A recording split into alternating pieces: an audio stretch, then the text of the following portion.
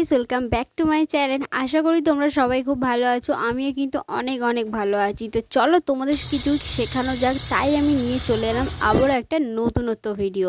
তো দেখতেই পাচ্ছ আমি কিন্তু ফার্স্টেই চালটাকে পুরো একদম ধুয়ে রেডি করে রেখে দিয়েছি, আর এদিকে চলে এলাম পনিরটাকে রেডি করতে। দেখো পনিরটা কিন্তু আমার কাটা হয়ে গেছে, আর এখানে কিন্তু আমি সয়াবিনটাও ভিজিয়ে রেখেছি। সয়াবিনটা একটু পুরো দেখো পুরো নরম হয়ে গেছে, আমি ভাবলাম হয়তো হয়নি। আর এই দেখো গরম জল বসিয়ে দিয়েছি, তার মধ্যে দিয়ে দিলাম গোটা গরম মশলা, আর একটু নুনও দিয়ে দিয়েছি, আর এর মধ্যে একটু দেবো সাদা তেল।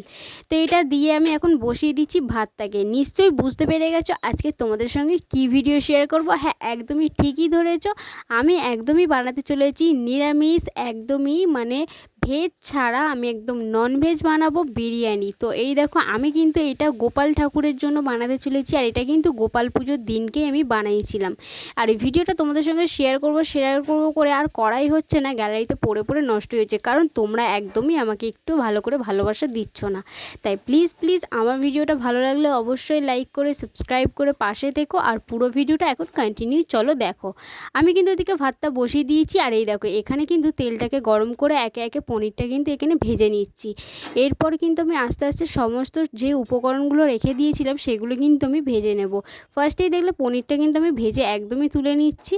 তো চলো এরপর আমি কি করি সব কিছুই তোমাদের সঙ্গে তো শেয়ার করব। এখন নেব একটু আলুটাকে ভেজে, যেহেতু বিরিয়ানি বানাবো, আর আলুটা না ভাজলে একটু লাল লাল করে ভালো লাগবে না। ওর মধ্যে নুন হলুদ দিয়ে কিন্তু আমি আলুটাকে এখানে সাদা তেলে ভেজে নিচ্ছি, আর আমি কিন্তু পুরো রান্নাটাই কিন্তু সাদা তেলে কভার করছি। এখানে কিন্তু নিয়ে নিচ্ছি সয়াবিনটাও কিন্তু আমি নুন আর একটু হলুদ দিয়ে সামান্য কিন্তু ভেজে নিয়েছি। দেখো আমার কিন্তু পুরো ভাজা হয়ে গেছে। আর এখানে দেখো আমি কি রেডি করে রেখেছি। ফার্স্টে দেখলো ওটা বিরিয়ানির মশলা, ধনে গুঁড়ো, জিরে গুঁড়ো, হলুদ গুঁড়ো, আর আদা আর কাঁচা লঙ্কা বাটা, আর এখানে পনিরটা ভাজা, আর সঙ্গে মিঠে আতর, আর হচ্ছে এখানে টমেটো আমি কিন্তু পেস্ট করে রাখিনি, টমেটো কিন্তু আমি ঘষে রেখেছি। আর এই দেখো এখানে আমি আলুটাকে তো লাল লাল করে ভেজে নিয়েছি, আর আরেক দিকে আমি সাদা তেল গরম করে ওর উপর জিরে তেজপাতা গরম করে কিন্তু এটা হালকা করে আমি লাল লাল করে এখন ভেজে নিচ্ছি। ওর মধ্যে দিয়ে দিলাম কাঁচা লঙ্কার আদাটা যেটা বেটে রেখেছিলাম ওটাও কিন্তু দিয়ে দিলাম, দিয়ে এটাকে ভালো করে আমি কষাতে থাকবো। তারপর দিয়ে দিলাম টমেটো যেটা আমি বাটা রেখেছিলাম, টমেটো বাটাটা কিন্তু আমি এখানে দিয়ে দিলাম। টমেটো বাটাটা দিয়ে কিন্তু এটাকে ভালো করে নাড়িয়ে নাড়িয়ে, আর এই দেখো এর উপরে এখন দিয়ে দিচ্ছি কিন্তু ধনে গুঁড়োটা কিন্তু আমি এখানে 2 চামচ মতো দিয়েছি। আর তারপরে দিয়ে দিলাম কিন্তু নুনও কিন্তু আমি 2 চামচই দিয়েছি। এর মধ্যে এবার অ্যাড করব হলুদ গুঁড়োটা আমি 2 চামচই দিয়েছি। তারপরে একে একে দিয়ে দিলাম সমস্ত উপকরণগুলো, যে মশলাগুলো আমি ওর জন্য করে রেখেছিলাম সেই মশলাগুলো কিন্তু আমি দিয়ে দিলাম। তারপরে কিন্তু জিরে গুঁড়োটা দিয়ে এখানে দেখো একটু নাড়িয়ে কিন্তু হালকা হালকা করে কষিয়ে আমি দিয়ে দিচ্ছি টক দইটা কিন্তু এতে মাস্ট লাগবে। টক দইটা না হলে কিন্তু, যেহেতু তুমি নিরামিষ বিরিয়ানি বানাতে চলেছো, এর জন্য কিন্তু টক দইটা মাস্ট লাগবেই তোমার। তা দেখতে পাচ্ছ আমার কিন্তু সমস্ত মশলা কষানো হয়ে গেছে। ওর উপরে যে উপকরণগুলো আমি ভেজে তুলে রেখেছিলাম সেই উপকরণগুলো কিন্তু একে একে আমি এখানে এখন দিয়ে দেবো। সয়াবিন আলু যেগুলো ভেজে রেখেছি সেগুলো দিয়ে দিলাম, দিয়ে কিন্তু আমি এদিকে চলে এসেছি। এসে কিন্তু বিরিয়ানির যে মেন কোর্সটার দিকে আমি চলে এলাম, যে মেন প্রসেসটা সেটাই আমি এখানে এখন বানাবো। এর মধ্যে আমি নিয়েছি হাফ কাপ মতো দুধ, আর ওর মধ্যে দিয়ে দিলাম কেওড়ার জল আর হচ্ছে গোলাপ জল, আর এখানে এখন দিয়ে দেবো মিঠে আতর। আর এই আতরটা না দিলে কিন্তু মনেই হবে না যে তুমি বিরিয়ানি খাচ্ছ। আর এটা কিন্তু সম্পূর্ণটা আমার গোপাল পুজোর দিনকে আমি বানিয়েছি আমাদের গোপু সোনার জন্য, আর গোপু সোনার জন্য বানিয়েছি, আর তাই তোমাদের সঙ্গে শেয়ার করবো না এটা কিন্তু হতে পারে না। ওর মধ্যে দিয়ে দিলাম কিন্তু 2 চামচ মতো জাবরং, মানে 2 ফোঁটা দিলেই হবে, কারণ এটা বেশি দিতে লাগে না।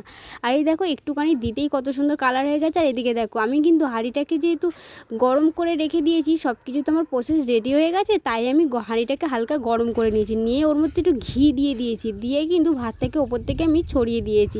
দেখতেই পাচ্ছ ভাতের পরিমাণটা তোমরা এতটাই রাখবে, বেশি রাখবে না আবার বেশি কমও রাখবে না, মিডিয়াম প্রসেসটা দেবে, তাহলে দেখবে বিরিয়ানির স্বাদটা কিন্তু অসম্ভব সুন্দর হয়। আর এই দেখো এই বিরিয়ানিটা কিন্তু সম্পূর্ণ আমি শুনে বানিয়েছি, মানে আমাদের দিদির বাড়িতে আমার দিদির ননদ কিন্তু উনি বৈষ্ণব ধর্মের, তাই আমি ওনার থেকে শুনে, উনি কিন্তু গোপু সোনার জন্যই বানিয়েছিল, তাই আমি ওনার থেকে শুনে কিন্তু নিজের মতো করে বানাচ্ছি। আমি কিন্তু ভিডিওটা কারো দেখে করছি না, আর কারোর কাছ থেকে মানে একদম শিখে করছি না, আমি কিন্তু এটা শুনেই জাস্ট বানাচ্ছি। তো দেখো তোমাদের সঙ্গে গল্প করতে করতে কিন্তু অনেকটাই বিরিয়ানির প্রসেসটা এগিয়ে গেছে। দেখো আমি কিন্তু ভাতটা দিয়ে তার মধ্যে আমি যে তরকারিটা করে রেখেছিলাম সয়াবিন পনির আর আলু দিয়ে সেই তরকারিটা কিন্তু ওপর থেকে আমি অল্প অল্প করে দিয়ে দিয়েছি। দেখতেই পাচ্ছ এখানে কিন্তু আমার দেওয়া হয়ে গেছে। ওর উপর আমি আবারও কিন্তু ভাতের পরিমাণটা দিয়ে দেবো এতটাই। এর মধ্যে দিয়ে আমি দিয়ে দিলাম এখন ঘিটা। যেহেতু আমার তলায় অনেকটা ঘি দেওয়া, সেই জন্য আমি বেশি ঘি অ্যাড করলাম না মাঝখানের ভাতটা, তার ওপরের ভাতটাতে আমি ঘিটা কিন্তু অ্যাড করছি। ঘি তো অ্যাড করা হয়ে গেছে। এর মধ্যে দিয়ে দেবো আমি যে বিরিয়ানি মশলাটাকে আমি গুঁড়ো করে রেখেছিলাম, শুকনো মশলাটা, সেই মশলাটা কিন্তু ওপর থেকে আমি হালকা হালকা করে ছড়িয়ে দিলাম। আর এই মশলাটা না দিলেও কিন্তু তোমাদের বিরিয়ানির প্রসেসটা একদমই মনে হবে না যে এটা আসলেই বিরিয়ানি।